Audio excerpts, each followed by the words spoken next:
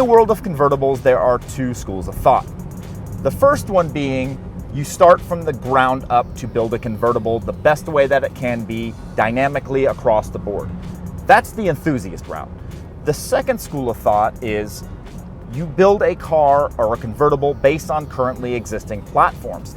That means more dollars in the pocket of the manufacturers, but generally, dynamically, they're not as good as they could be. Now, we're in a 2015 Audi A3 Cabriolet, and this has started out to be more so the second school of thought, but is it more moving towards school of thought one? We're going to find that out today.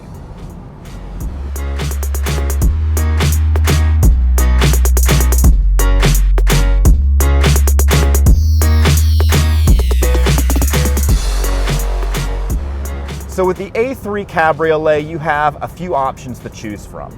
You could start with the 1.8 liter front wheel drive, pretty standard Audi convertible, and be completely content.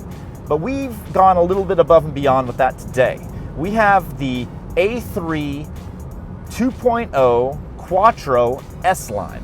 Now this is the highest trim level that you can get in an A3, and it's not cheap.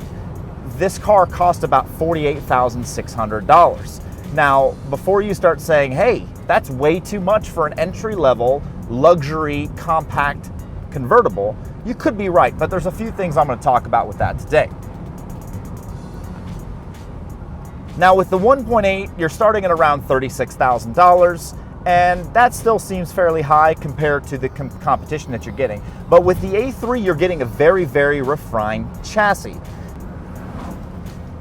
We start out with the standard corporate Volkswagen 2-liter turbo that is in various Volkswagen and Audi products. While that gives you 220 horsepower and 258 pound-feet of torque, mated to the 6-speed S-Tronic dual-clutch transmission.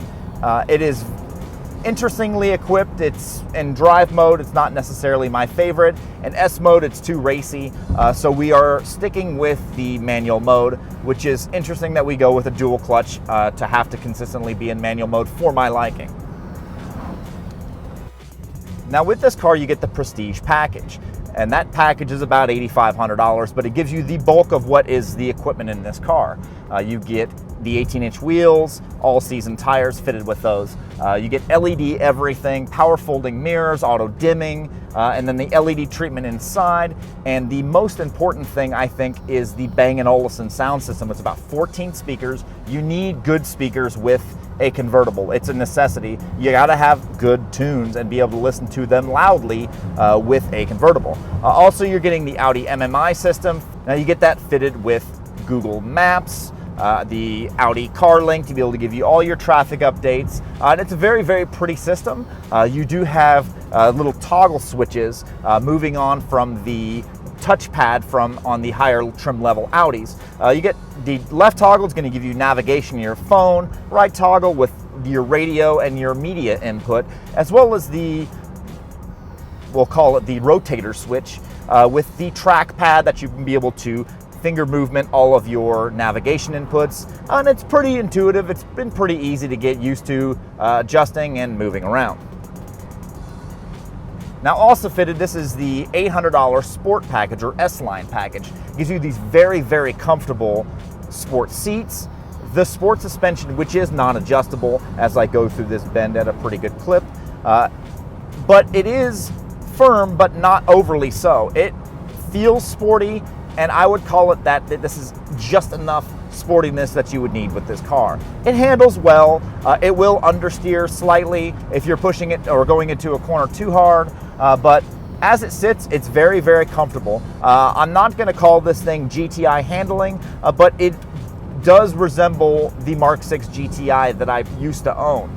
And I'll call it a very soft GTI convertible.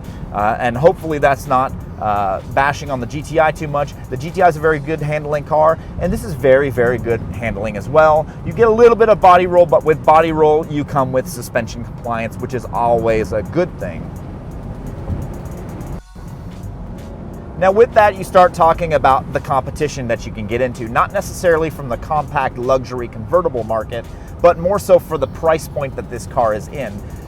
You can look at an IS250 convertible Lexus, but more so on the enthusiast side of things, you can look at a Mustang GT. It is in this price point, not necessarily in the market segment, but in the price point. And for the enthusiast side, that seems to be a very good option, that you can get a 435 horsepower convertible for this price point. But you're not going to get a chassis. I don't think it's going to be as refined as this one. This is very, very compliant. It's very comfortable, but it's hard to deny that you can get that kind of power in this price point. That's not saying that this car is necessarily slow. It's actually pretty darn quick. They quote 0 to 60 5.9 seconds. The S-Tronic is very, very good on upshifts and downshifts, and in sport mode, it's a lot of fun to drive around in. The turn-in is pretty good. Once you get that body roll, the suspension does like to set in, and it's very, very compliant on these roads right now. I'm enjoying this drive. So in the end, yes, I like the A3 Cabriolet. Do I think it has tough competition in the price segment? Yes, I do. But if you want a refined, fun to drive convertible, I don't think you can go wrong with this car. Meanwhile, I'm enjoying these curves. This is a good, fun car. I'm having a good time with this as I approach this next car.